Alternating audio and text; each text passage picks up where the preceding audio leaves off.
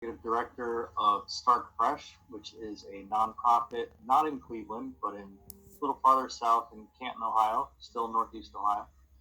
Um, we've been around since 1983 in different community development capacities. About 2013, we started focusing on food access solutions, um, and that brings us to our project.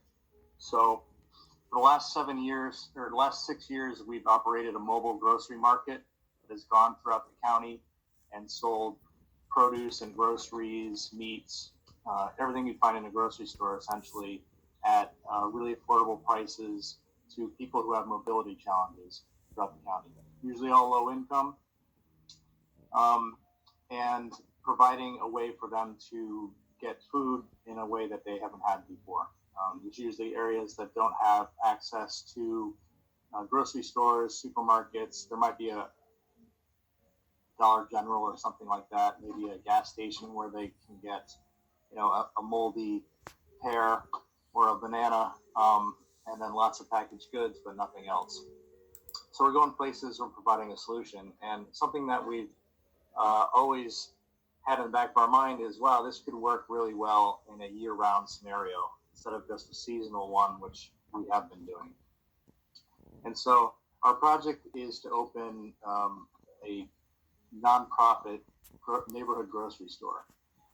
This particular project is going to be a model for stores moving forward. We already have other partners in other parts of the county that are looking to take what we've learned from this project once it's up and running and use it to open up similar projects in their area with some of our guidance. We're asking for $50,000. The $50,000 basically covers the cost of some of the building outfitting that we have, equipment, initial stock and inventory, some things like POS system, some training costs as well. It basically gets us up and running, so we can start generating some income and then start paying back these funds. I mentioned before, we've been doing the mobile for 6 years.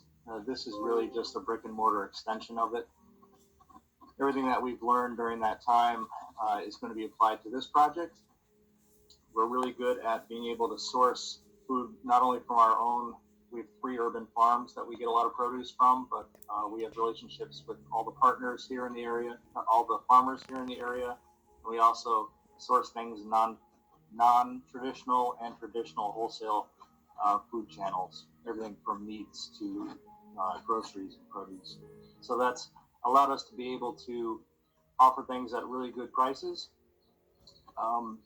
which is our biggest thing. How do we make sure that people have access to food affordably, and it's good quality food?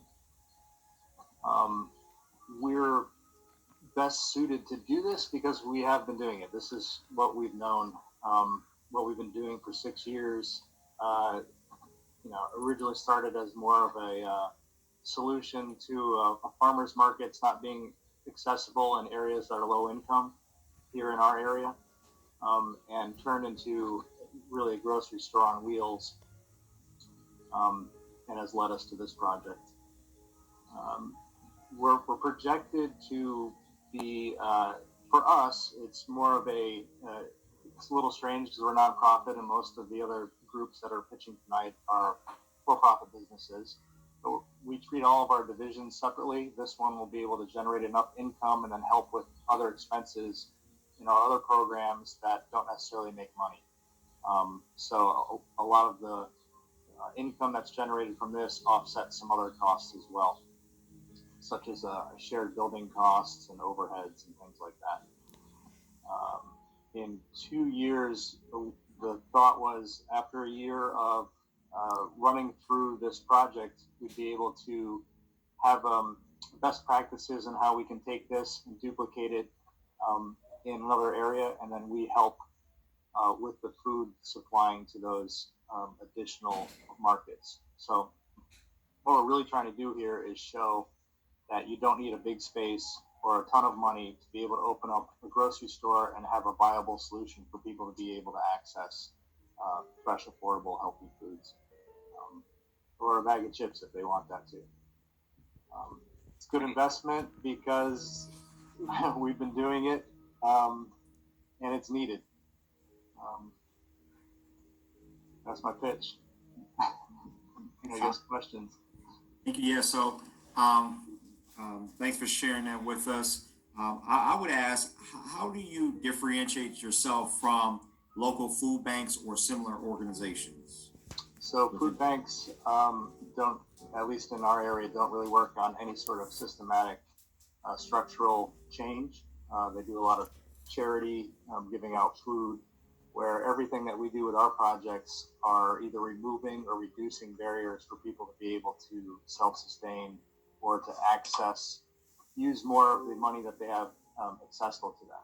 So really what we do with the grocery store and the mobile is we take the amount of money that people have available to spend on things like food and clothes and gas and rent and utilities, and we want to stretch it as far as we possibly can by not using up all those funds, but still giving them good food. So it's still food, but it's fundamentally a different approach on how do we actually tackle hunger and poverty. 30 seconds left. Josh. Yeah. What is your biggest challenge with your current clientele? I mean, I know from our experience here in the east side of Cleveland and working with the Cleveland Clinic and the food desert that's over there, some of it's commuting. Like they don't have the means to get to the store. So you're going to set up a store, but it already sounds like you've got the perfect model to reach them. I guess what is your number one challenge to continue to reach? The reason it's taken us so long to do that is because that was our biggest issue, right? We were running a mobile market, and then how do we deal with that issue if we're setting up a brick and mortar? So we moved into a new location last year, and the store is going to be in the storefront of that location. It's 2.5 blocks from the main bus terminal here in Stark County, which sees 150,000 people go through it each month. The way that the bus system works here is you get on the bus near your house, you go back to the hub, and then from the hub you go maybe to the grocery store, and then you have to repeat that to get back to your house.